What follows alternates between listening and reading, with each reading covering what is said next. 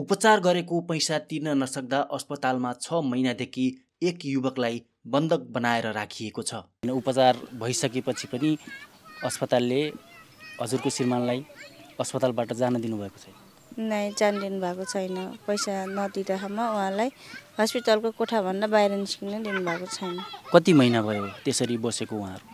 6 महिना जति भयो। कैलाली जिल्लाको टिकापुर नगरपालिका वडा नम्बर 1 एकता नगर शिविर बस्ने 20 वर्षीय नवीन दर्लामी मगर कालाजार रोग लागेर उपचार गर्न लखनऊ स्थित रेमन्त अस्पतालमा पुगेका उनलाई उपचारमा लागेको 4 लाख रुपियाँ नपुगेको भन्दै अस्पतालले 6 महिनादेखि बन्धक बनाएर राखेको छ। दर्शकवृन्द, हेर्नुहोस् त, आफ्नो श्रीमानलाई घर फर्काउनको लागि नवीन दर्लामी मगरको श्रीमतीले यसरी ब्यानर लिँदै सही उठाउँदै आउनु भएको छ।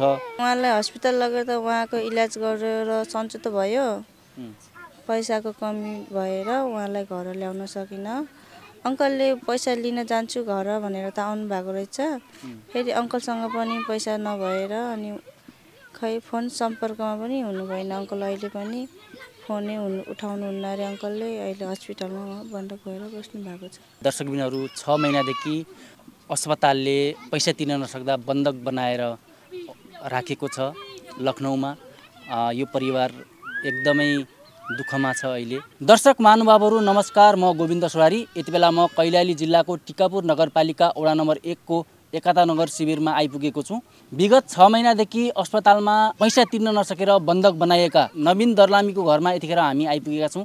कुराकानीको लागि हामीसँग उहाँको श्रीमती हुनुहुन्छ।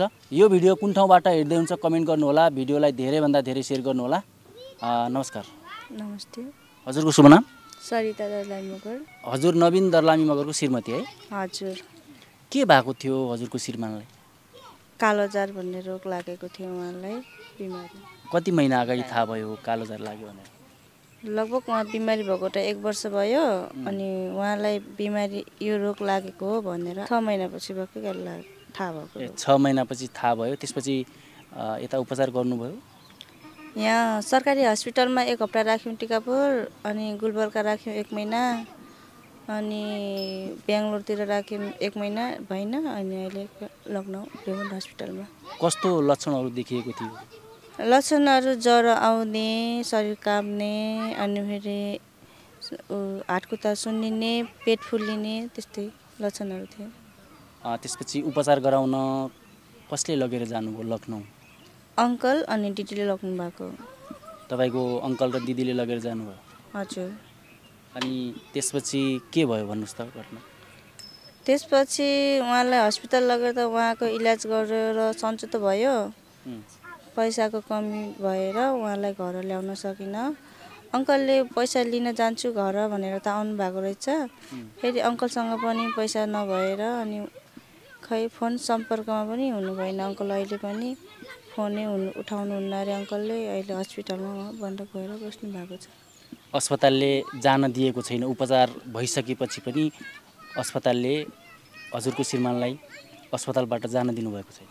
नै, जान दिनु भएको छैन। पैसा नदिँदासम्म उहाँलाई हस्पिटलको कोठाभन्दा बाहिर निस्किन दिनुभएको छैन। कति महिना भयो त्यसरी बसेको उहाँहरू? 6 महिना जति भयो।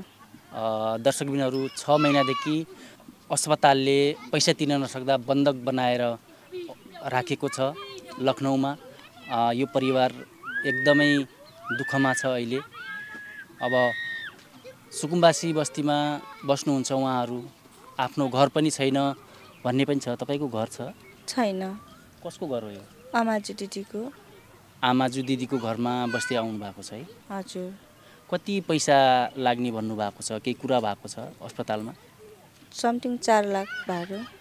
4 लाख जति बुझाइयो भने तपाईँको श्रीमानलाई उहाँले रिहा गर्नुहुन्छ अथवा घर पठाउनुहुन्छ? हजुर। अहिले कस्तो छ उहाँलाई? उपचार गरिसकेपछि सन्चो भएको छ कि छैन? तपाईँसँग कुराकानी हुन्छ कि हुँदैन? उहाँलाई अहिले त उपचार गरिसकेपछि सन्चो त भएको छ। फोन चाहिँ भइरहेको छ कहिलेकाहीँ। फोनमा कुरा भइरहेको छ? हजुर। कहिले कुरा भएको थियो? बिहान 1 टाइम भएको थियो, अस्ति साँझतिर 1 टाइम भएको थियो। अनि के भन्नुहुन्छ त उहाँले? उहाँले केही कुरा गरेछस् नै, यताउता जुकाट पानी पैसाको कुरा भन्नुहुन्छ। अनि मलाई घरबाट ल्याउने कि घर ल्याउनको लागि केही गरेछस् कि नै भन्नुहुन्थ्यो। गर्दैछु यताउता सहयोगको लागि कुरा भनेको, अरू त त्यस्तो केही भन्नुभएको छैन। सहयोगको लागि मलाई सहयोग उठाउन तपाईँहरूले कति के गर्नुभयो भनेर सोध्नु भएको थियो। हजुर। केटाकेटीहरू कति छन् तपाईँको? एउटा छोरी छ। कति वर्षको? 1 वर्ष। दर्शक महानुभावहरू, नवीन दर्लामी मगरको बस्ने घरमा छौँ यति बेला। 1 वर्षको सानी छोरी छिन्। त्यसपछि उहाँको श्रीमती हुनुहुन्छ होइन। उहाँको बुवा पनि बितिसक्नु भएको रहेछ। 21 दिन मात्रै भएको रहेछ। एकदमै पीडामा छ यो परिवार। पैसा कसरी जोहो गर्ने, 4 लाख भारू कसरी जोहो गर्ने भनेर एकदमै चिन्तामा हुनुहुन्छ। कसरी के गर्ने होला भनेर उहाँले पनि फोन गरिराख्नुहुन्छ कहिलेकाहीँ। उहाँसँग फोन छ? छैन उहाँसँग फोन। अरू कसैकोबाट फोन गर्नुहुन्छ? कसैकोबाट फोन गर्नुहुन्छ? हजुर। झाडु पोछा लगाउनेलाई एउटा काम हुनुहुन्छ अरे। साँझ 9 बजीतिर जानुहुन्छ अनि बिहान 7 बजीतिर उहाँ घर जानुहुने रहेछ। त्यतिखेर कि 9 बजी फोन हुन्छ कि 7 बजीतिर फोन हुन्छ उहाँसँग। के भन्नुहुन्छ उहाँले? केही टर्चर दिइराखेको छ कि नै अस्पतालले? के भन्छ? डक्टरले त रिसाइराख्नुहुन्छ गरे डक्टरले। तेरो घरवाला कहिले आउँछ र कहिले पैसा लिएर आएर आउँछ त चाँडो कुरा गर भन्नुहुन्छ अरे। नत्र म हस्पिटलबाट निकालिदिन्छु तँलाई।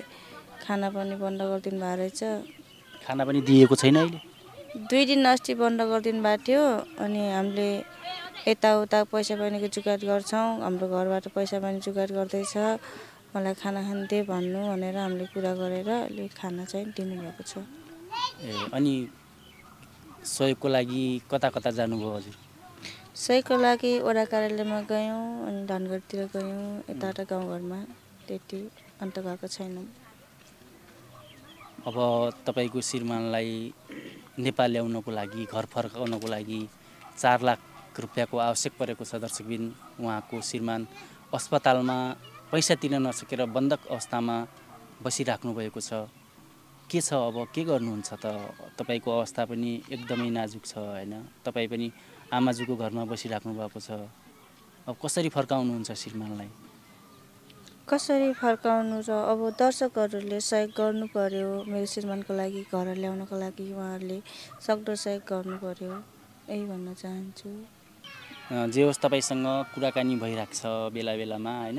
उहाँले फुर्सदको अथवा मोबाइल अरूसँग मागेर बेला बेलामा फोन गरिराख्नुहुन्छ? हजुर, बेला बेलामा फोन भइरहन्छ। अनि बुवाको क्रिया गर्न पनि पाउनु भएन? नै, बुवाको क्रिया गर्न त पाउनु भएन। उहाँको जिउँदो मुख पनि हेर्न पाउनु भएन उहाँले। बुवा पनि सँगै बिरामी हुनुहुन्थ्यो कि के थियो? बुवा पनि बिमारी हुनुहुन्थ्यो। 7 दिनको बिमार भएर बित्नुभएको ज्वरोले। त्यो पनि उपचार नपाएरै बित्नुभयो होला सायद। हजुर, उपचार नपाएर बित्नुभएको। देश विदेशबाट धेरै दर्शकहरूले हामीलाई हेर्नुहुन्छ। यो भिडियो हेरिसकेपछि अस्पतालमा बन्धक भएका नवीन दर्लामी मगरलाई घर फर्काउनको लागि यो भिडियो हेरिसकेपछि तपाईँले धेरै थोरै सहयोग गरिदिनु होला भन्न चाहन्छु। अन्तिममा के भन्नुहुन्छ? अन्तिममा म के भन्न चाहन्छु भने मेरो श्रीमानलाई सक्दो सहयोग गरेर नेपाल फर्काउनको लागि दर्शकहरूले सहयोग गर्नु पर्यो भन्न चाहन्छु। नमस्ते। नमस्ते। हजुरको नाम? मेरो नाम पार्वती राणा। के पर्नुहुन्छ नवीन हजुरको?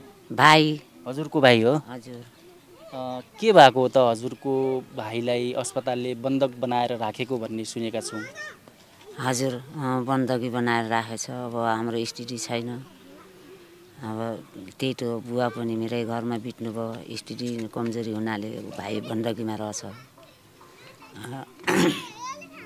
भनेपछि अब हाम्रो स्थितिले नभ्याउने भयो। यताउता सधैँ जतासुकै पनि गइराखेछौँ, जान चालिराखेछौँ। मेरो भाइको लागि सबैले सहयोग गरेर नेपाल फर्काइदिउन् भन्ने आशा छ मलाई। यो घर पनि हजुरको घर हो? हजुर। भाइ यहीँ बस्नुहुन्छ नि? हजुर, यहीँ बस्छ मेरो भाइ। देश परदेश जाने आउने यहीँ बस्ने गर्छ। अब अन्त घरै छैन त भाइको, अनि कहाँ जा भन्ने। एउटै भाइ हो, 3-4 बहिनी छोरी हौँ। म जेठी चाहिँ हौँ। अब अरू दिदीहरूको घरै जान्न, मैसित मात्रै बस्नु खोज्छ। अनि मैले कहाँ जा भन्ने भनेर मैले राखेको छु भाइलाई। बुवा पनि यहीँ हो। बस्दा बस्दै यहीँ बस्दा बस्दै मृत्यु भयो बुवाको पनि। त्यस्तै कमजोरी स्थिति मेरो कमजोरी हुनाले बुवालाई पनि उपचार गर्न सकेन। के गर्ने, मेरो पनि अहिले बुढा बितेको वर्ष दिन भयो छ। भर्खरै हो मेरो बुढा पनि बित्नुभएको। यस्तै छु म पनि पीडामाथि पीडा छ है। पीडा छ भन्दै अब सबै भिडियो हेर्ने र सुन्नेहरूले मलाई सहयोग दिउन्, मेरो भाइलाई जसरी पनि निकालुन् भनेर म आशामा छु।